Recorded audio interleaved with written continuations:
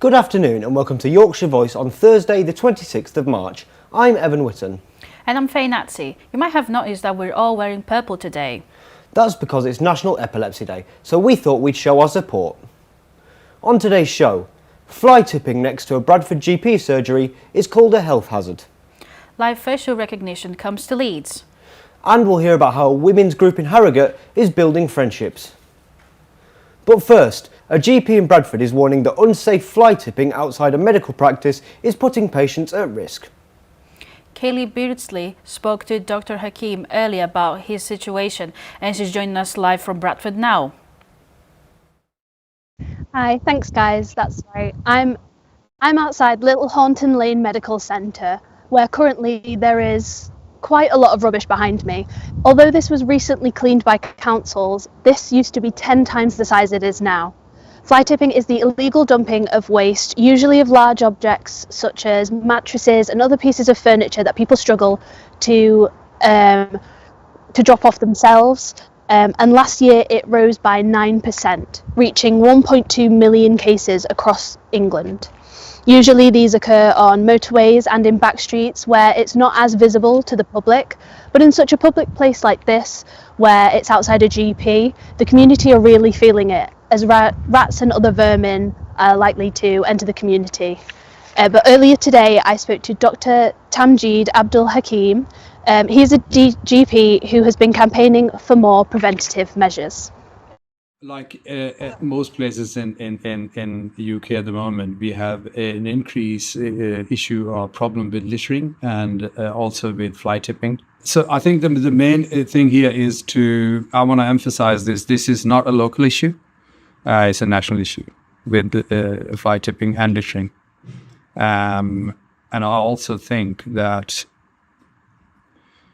the issue is not, or the goal is absolutely not to blame anybody. I want to emphasize this. The goal is to break the cycle, and people often don't know how to do that. So we should help. We should set up groups. I'm in the process of setting up a group now, sort of a local movement, call it what you like, but to literally engage the public, go litter picking with the public. I've done that before, but I think we need to do it to a higher level where more people are involved. So hopefully it will slowly change. But just looking after your area, taking pride in your area. So if everybody just did, if it's a simple formula, I don't know whether it work, but it should work. On the paper it does. If everybody just cleaned a small area around their own property, they don't need to own the property, they live there, then you will see a ripple effect, a positive effect where everybody sort of think, okay, so that's clean, mine is not that tidy, I will do it. And you have this effect, hopefully, that can entice other people and help other people and move in the right direction as well. So it's not a blame game, it's breaking the cycle. Yeah, while clean-up operations are important and they do boost morale in the community, these are just a short-term fix. And the community needs something longer to help prevent the issue. That's all I have time for today. Back to you guys in the studio. Thanks, Kaylee. Now, live facial recognition is coming to Leeds. West Yorkshire Police announced that 2 facial recognition vans are to be deployed in the city centre. Joe Pinner has more. It was piloted in London and now it's being rolled out across West Yorkshire. Police say live facial recognition is vital to catching criminals on the streets and to locate missing people. But civil liberties campaigners say the technology violates basic rights to privacy. I think people in West Yorkshire should be very worried about the rollout of facial recognition, and that's because facial recognition technology is taking incredibly sensitive information as you go about your daily life. So when you walk by a facial recognition camera, it's taking information that's as sensitive as your fingerprints or your DNA. And you can't imagine a situation in which the police would just take that information when you're not suspected of any wrongdoing. So what it's doing is turning the presumption of innocence on its head, because it's treating every single person who walks by as a suspect by default. From a crime detection and prevention perspective, it's a fantastic tool. Not only does it give you facial recognition of people that will be already wanted for offences that are outstanding, but it can also give you an intelligence database of faces, and then should they pop up in the future, you can compare one to the other, a bit like a fingerprint database. There will now be a public consultation as the technology is introduced across the region. The question for residents, is this Big Brother watching you, or the police keeping you safe? Joe Pinner, Yorkshire Voice. Potholes are an ongoing issue across the nation. That's true. However, in York, councillors are accusing the mayor of highway robbery following the allocation of road maintenance. Daisy Couture has the story. Tensions are rising between senior councillors and the Mayor of York and North Yorkshire over highways maintenance funding. The combined authority is set to receive £268 million over the next 4 years to go towards fixing potholes and resurfacing roads. City of York Council has historically received 7p for every pound of highways maintenance funding, with North Yorkshire Council receiving 93p. Under Mayor David Skaith, York will now receive 10p for every pound, which North Yorkshire Council have said will cost them £20 million in lost funding. Deputy Leader of North Yorkshire Council, Gareth Dadd, said, "It's absolutely shameful that the Mayor is proposing to inflict this cut on our expected funding. It's nothing short of highways robbery." Skaith expressed disappointment at the response from North Yorkshire Council. In a statement to Yorkshire Voice, he said, "This is a total of £456 million to fix our roads and make them safer for everyone who uses them. We would have expected our partners to welcome this historic funding and the opportunity to break the cycle of managed decline." For some, potholes in the city have become a big issue. I mean, it's frustrating, to be fair. The roads are just not that good condition. I was hoping this year, because I'm a student, I was hoping this year I could bring my car up just to drive around. But I had to leave it at home. I didn't feel comfortable driving on these roads. They're just not very good. As a cyclist, I do encounter the potholes in York quite often, especially when I'm cycling to and from uni, and they can be quite dangerous.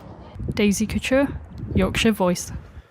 Now it's time for some news in brief, so we'll hand you over to Timmy Fekete. Thank you, Evan. Pharmacy staff across the UK are facing racist attacks, verbal assaults and physical violence. The findings were published today by Community Pharmacy England, and they show that around 1 in 5 pharmacy owners report verbal abuse as a daily occurrence.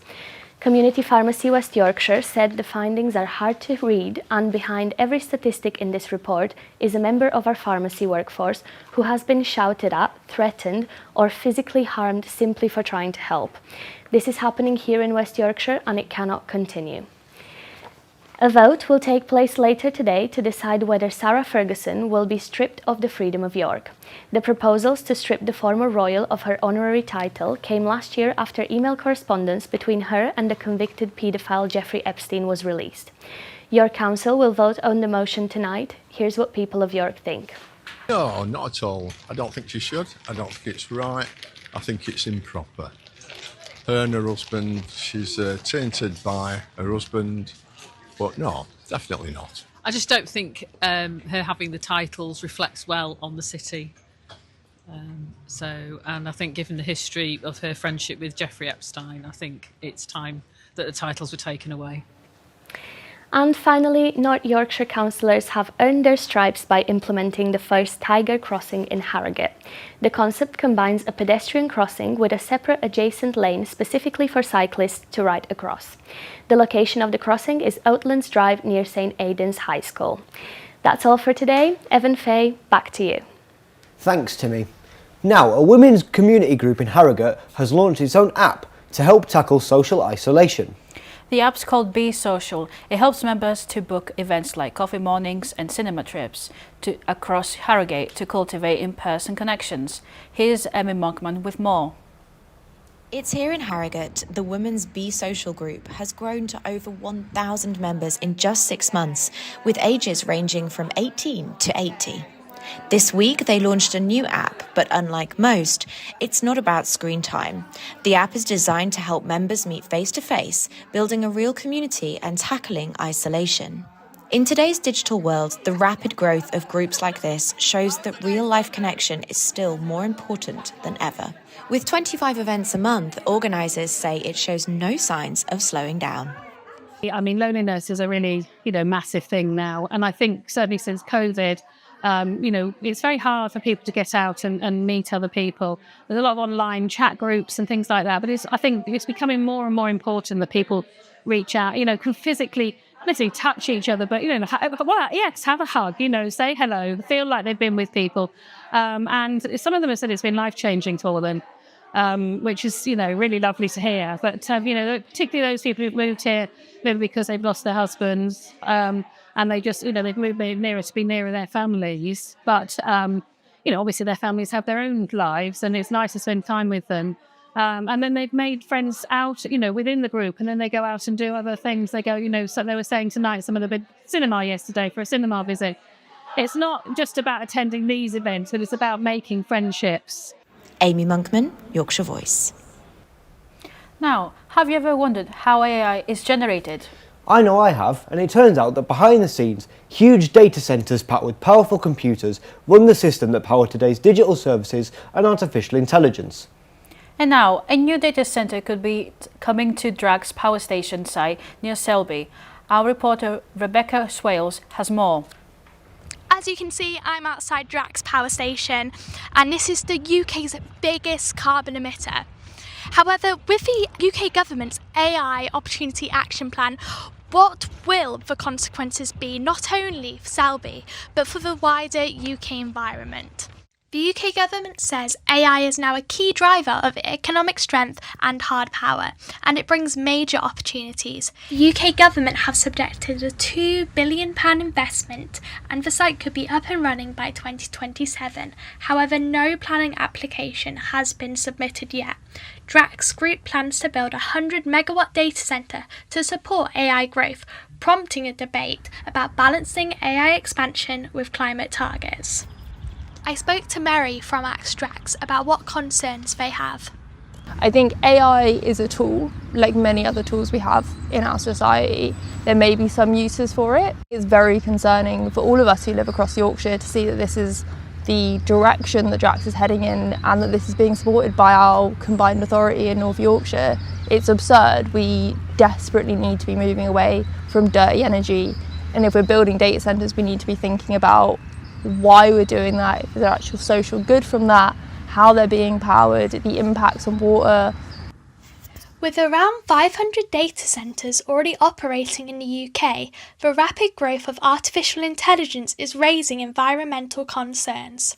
These facilities use large amounts of water and electricity, often powered by fossil fuels, producing electronic waste.